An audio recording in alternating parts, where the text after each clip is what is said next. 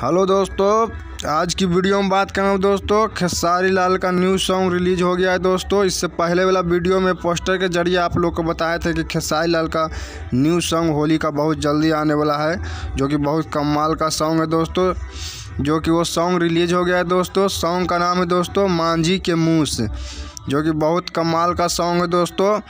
इसमें बहुत अच्छा म्यूजिक भी है दोस्तों।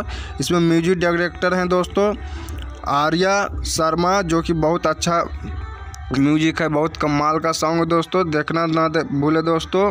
होली का सॉन्ग है दोस्तों। ये सॉन्ग रिलीज हो गया है दोस्तों। इसका फुल वीडियो देखने के लिए दोस्तों वेब म्यूजिक चैनल पर जाएं।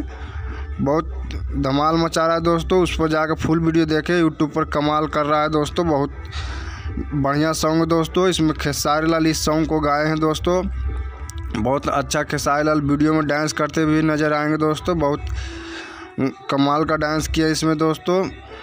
मेरा वीडियो ये कैसा लगे दोस्तों, अच्छा लगे तो लाइक और शेयर ज़रूर करना दोस्तों। कुछ कहना चाहें तो कमेंट के ज़रिए बता सकते हैं दोस्तों। अगर मेरा चैनल सब्सक्राइब ना किए हैं तो सब्सक्राइब कर ले दोस्तों। मेरा चैनल इंटरटेनमेंट अमित के नाम से चलता है दोस्तों। फिर मिलते हैं अगली वीडियो के साथ दोस्तों। टाटा बाय बाय दोस्तों।